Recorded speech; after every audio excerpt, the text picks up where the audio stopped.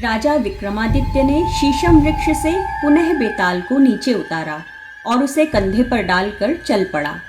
चलते हुए राजा के कंधे पर बैठे बेताल ने कहा, राजन, उस योगी के कहने में आकर सचमुच तुम बहुत परिश्रम कर रहे हो। तुम्हारे मार्ग का श्रम कुछ दूर हो, इसलिए मैं तुम्हें ये कथा सुनाता हूँ। पुराने समय उज्जैनी में धर्मध्वज नामक राजा राज करता था। उसकी 3 अत्यंत सुंदर रानियां थीं, जो उसे समान रूप से प्रिय थीं। उन तीनों के नाम थे इंद्रलेखा, तारावली और मृगांकवती। राजा उनके साथ रहकर सुखपूर्वक अपने राज्य का संचालन करता था। एक बार जब वसंत काल का उत्सव आया, तब वो राजा अपनी प्रियाओं के साथ क्रीड़ा करने के लिए उद्यान में गया। वहां उसने पुष्पों से झुकी हुई लताएं देखी, जो कामदेव के धनुष जैसी लग रही थी। उनमें गुनगुन करते भौरों का समूह प्रत्यंचा के समान लगता था, जिसे मानो वसंत ने स्वयं ही सजाया हो। ऐसे खूबसूरत वातावरण में राजा ने अपनी स्त्रियों के पीने से बची उस मदिरा को पीकर प्रसन्नता पाई, जो उनके निश्वास से सुगंधित थी और उनके होठों की तरह लाल थी। राजा ने खेल ही खेल में रानी इंद्रलेखा की चोटी पकड़कर खींची, जिससे उसके कानों पर से कमल का फूल खिसक कर उसकी गोद में आ गिरा। उस फूल के आघात से उस कुलवती रानी की जांघ पर घाव हो गया और वो हाय हाय करती हुई मूर्छित हो गई। ये देखकर राजा और उसके अनुचर घबरा गए। राजा ने जल मंगवाकर रानी के मुंह पर पानी के छींटे मारे तो रानी होश में आई। अनंतर राजा उसे अपने महल में ले आया और राजवैद्य से उसका उपचार करने को कहा। 2 वैद्य तत्काल ही रानी के उपचार में जुट गए। उस रात इंद्रलेखा की हालत में सुधार देखकर राजा अपनी दूसरी पत्नी तारावली के साथ चंद्रप्रासाद नामक महल में गया। वहां तारावली राजा की गोद में सो गई। उसके वस्त्र खिसक गए थे, जबकि उसके शरीर पर खिड़की की जालियों से होकर चंद्रमा की किरणें पड़ी।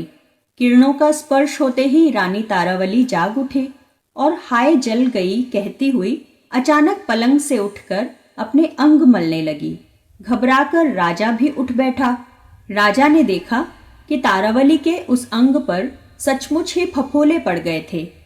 तारावली ने बताया, स्वामी, नंगे शरीर पर पड़ने वाली चंद्रमा की किरणों ने मेरी ऐसी हालत की है। तब राजा ने परिचारिकाएं बुलाई और उन्होंने रानी के लिए गीले कमल पत्रों की सेज बिछाई एवं उसके शरीर पर चंदन का लेप लगाया।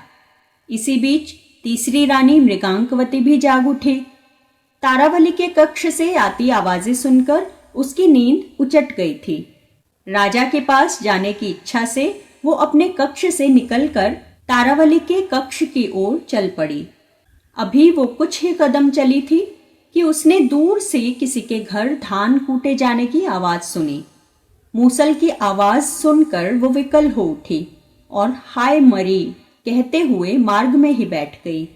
परिचारिकाओं ने जब रानी की जांच की तो उन्होंने उसकी हथेलियों पर काले गहरे धब्बे देखे। परिचारिकाएं दौड़ती हुई राजा के पास पहुंची और सारा वृतांत राजा को बताया।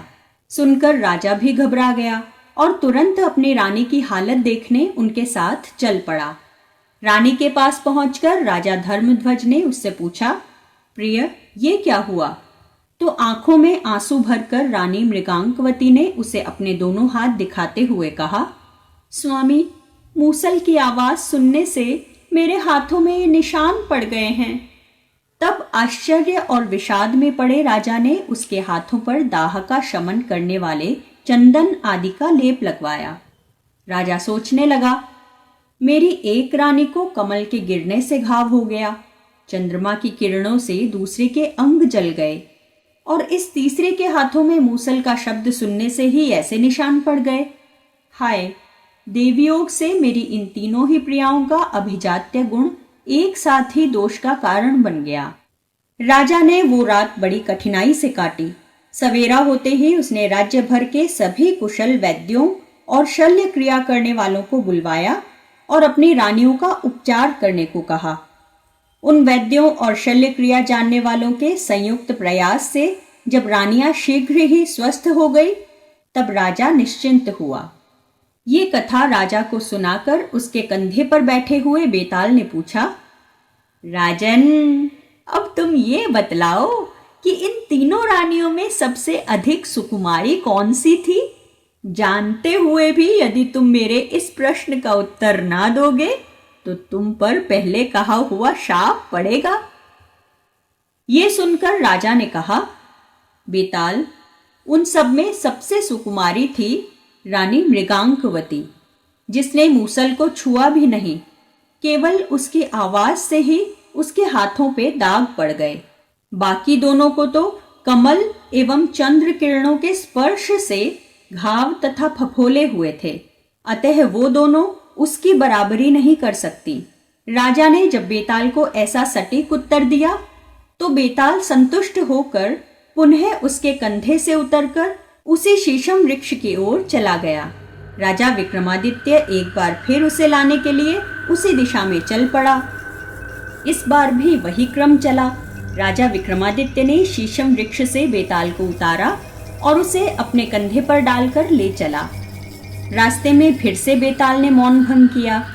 राजन, तुम अपनी अनुद्विग्नता से मेरे प्रिय बन गए हो, इसलिए सुनो, मैं तुम्हारी प्रसन्नता के लिए तुम्हें ये रोचक कथा सुनाता हूँ। पुराने समय में अंग देश में यशकेतु नाम का एक राजा था। वो राजा महापराक्रमी था। अपने बाहुबल से वो बहुत से राजाओं पर विजय प्राप्त कर चुका था। उस राजा का एक मंत्री था जो देवताओं के गुरु बृहस्पति के समान बुद्धिमान था। उसका नाम था दीर्घदर्शी। उस मंत्री के हाथों अपना राज्य निष्कंटक सौंपकर बेताल ने राजा को क्या कथा सुनाई, ये जानने के लिए आप देखिए हमारा अगला वीडियो।